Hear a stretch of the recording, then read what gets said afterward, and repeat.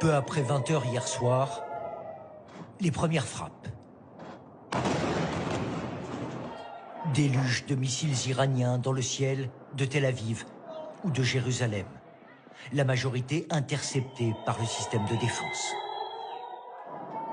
Ils sont tellement près de nous. Ça me fait peur. Mais plusieurs missiles sont passés à travers le fameux dôme de fer. Ici, l'engin parti d'Iran a frappé de plein fouet ce quartier résidentiel. Les habitants sont toujours sous le choc. À 5 h du matin, on a entendu une énorme détonation. On a vu les vitres exploser, les fenêtres, les clôtures, tout a été soufflé. Voilà, on est en guerre. Et pour nous, elle est existentielle. Et c'est le prix à payer. Vous êtes inquiet? Très. Vivre ici, dans ce pays, c'est vraiment devenu un défi. C'est toute une rue qui est défigurée. Voitures empilées. Le missile ici a tué au moins une personne.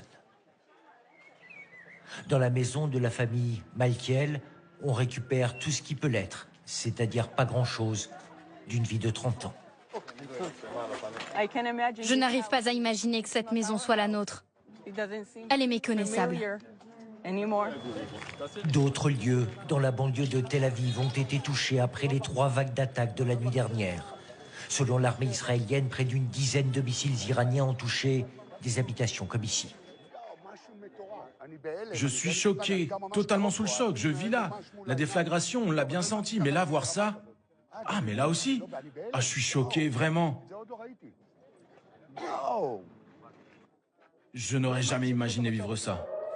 Car les frappes iraniennes sont impressionnantes. Ici, sur un immeuble, à quelques mètres à peine de l'état-major de l'armée israélienne, probablement la cible visée par la République islamique d'Iran. Toute la soirée à Téhéran, ces Iraniens ont célébré ces attaques, drapeaux à la main, criant à la mort d'Israël.